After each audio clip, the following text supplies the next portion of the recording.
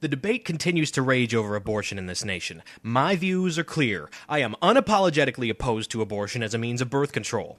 As an emergency procedure where medical necessity dictates, it's a matter of conscience where a choice between two lives must be made. This is not a decision that I could undertake lightly, and I hope that others share that view.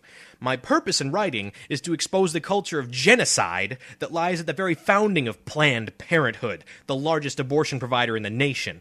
Its roots go back to the progressive era early in the 20th century, where the intelligentsia determined to set themselves up as the keepers of mankind, even including the decision of which lives were worth living or even worthy of entering the world. A large number of Americans, and especially those in the black community, are ignorant of the roots of the movement and the sinister motives that continue to this day. The incidence of abortion has resulted in a tremendous loss of life. It has been estimated that since 1973, black women have had about 16 million abortions. Michael Novak had calculated that since the number of current living blacks in the U.S. is 36 million, the missing 16 million represents an enormous loss, for without abortion, America's black community would now number 52 million persons. It would be 36% larger than it is. Abortion has swept through the black community like a scythe, cutting down every fourth member. Currently in our government, there's a well-entrenched cadre of true believers in abortion on demand, a group that lionizes the founder of Planned Parenthood, Margaret Sanger. Among these is Secretary of State Hillary Rodham Clinton. At 4 minutes 25 seconds into this video, Ms. Clinton compares the eugenics advocate and racist Margaret Sanger to Thomas Jefferson. Secretary Clinton even seems to say that Sanger is superior to Jefferson. So the bar's been set. Margaret Sanger's actions in life were superior to that of the author of the Declaration of Independence. Let's examine the evidence. Let's start with a video overview of Sanger's beliefs. Margaret Sanger was born in Corning, New York on September 14, 1879. Although Sanger had aspirations of becoming a doctor, she only worked briefly as a nurse probationer and never entered nursing school. By 1916, Sanger had fully subscribed to the eugenics movement, which formed a central tenet of the progressive movement. Sanger saw birth control as a principal way to limit the numbers of people she considered to be defective. Sanger sought to protect the freedom and power of those she believed to be of a superior breed, as they would be needed to rule over the impure masses. At this time, she was operating an illegal birth control center in Brooklyn, New York, in a heavily Italian and Jewish minority neighborhood, establishing the model for locating future Planned Parenthood clinics in heavily minority neighborhoods of the inner cities of America. By 1919, Margaret Sanger had founded Birth Control Review and wrote, quote, "More children from the fit, less from the unfit. That is the chief issue in birth control," end quote. She expanded on this belief in her autobiography. I quote once more, "I accepted one branch of this philosophy, but eugenics without birth control seemed to me a house built upon sands.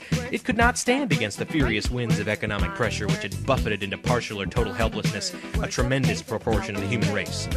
The eugenists wanted to shift the birth control emphasis from less children for the poor to more children for the rich. We went back of that and sought first to stop the multiplication of the unfit. This appeared the most important and greatest step towards race betterment," end quote. Sanger directed her anger at organized charity for causing the problem with overpopulation of undesirables. I quote once more, "It, charity, reveals a fundamental and irremediable defect. Its very success, its very efficiency, its very necessity to the social order are themselves the most unanswerable indictment.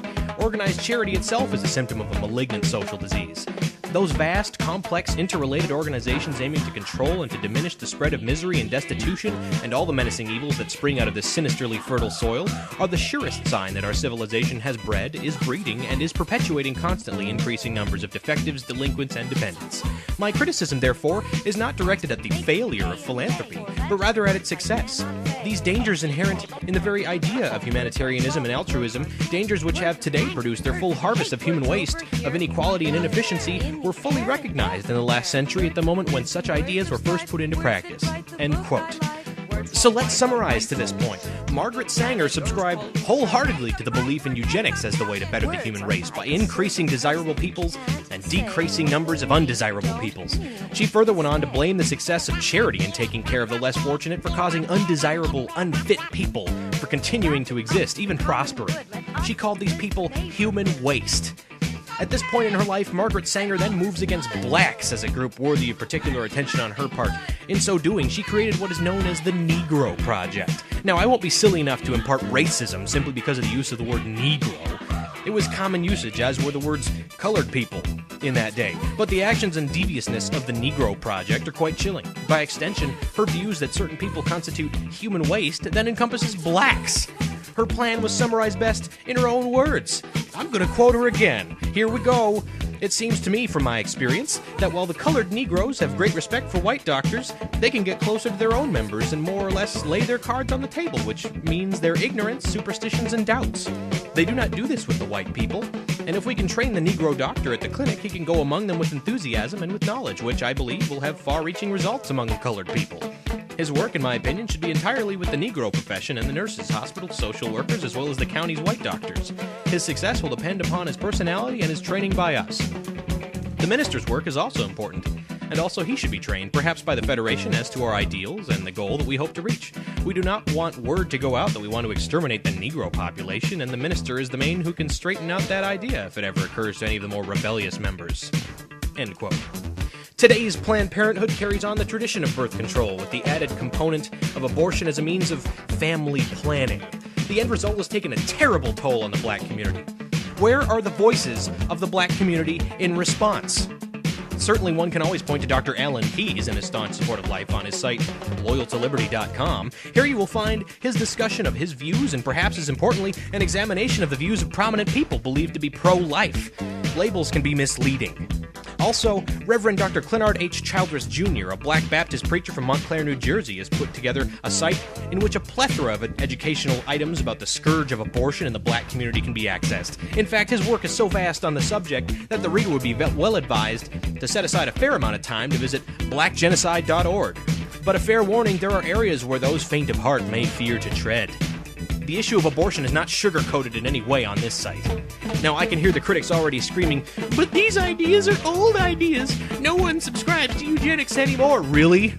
Well, let me quote Supreme Court Justice Ruth Bader Ginsburg in 2009. Quote, "Frankly, I had thought that the time Roe was decided, there was concern about population growth, and particularly growth in populations that we don't want to have too many of." End quote. The reality? I quote Reverend Clinard H. Childress Jr. "The most dangerous place for an African American to be is in the womb of their African American mother." End quote.